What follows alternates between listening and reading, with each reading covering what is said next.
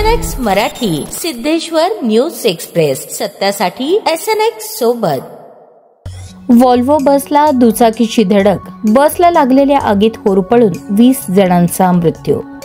Volvo बसला दुचाकीने धडक दिल्यानंतर बसला भीषण आग लागली। आगीत होरपळून 20 जणांचा मृत्यू झाल्याची घटना घडली आहे।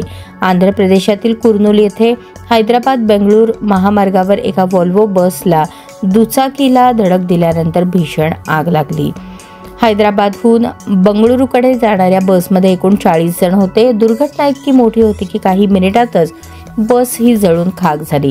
दुर्घटनेत आतापर्यंत 20 जणांचा मृत्यू झाला आहे, तसेच अनेक जण गंभीर जखमी झाले असल्याची माहिती आहे। कावेरी ट्रॅव्हल्सची खासगी स्लीपर कोचची बस आहे। एका दुचाकीने धडक दिल्यानंतर बसने भीषण पेट घेतला। मिळालेल्या माहितीनुसार मध्यरात्रीनंतर हा अपघात झाला। त्यावेळी बसमधील अनेक प्रवासी गाढ झोपेत होते। दुचाकीला धडकल्यामुळे बसच्या इंधन टाकीजवळ आग लागली आणि ती काही क्षणात संपूर्ण बसमध्ये पसरली।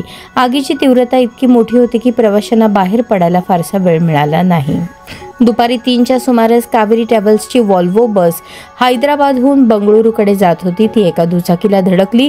धडकेनंतर दुचाकी ही बस खाली अडकली, त्यामुळे कदाचित ठिणगी पडली आणि आग लागली, असं कुर्नूलचे पोलीस अधीक्षक विक्रांत पाटील यांनी सांगितलं। ही एसी बस असल्याने प्रवाशांना खिडक्या फोडाव्या लागल्या। जो कोणी काच फोडू शकला ते सुरक्षित आहेत, असंही त्यांनी सांगितलं।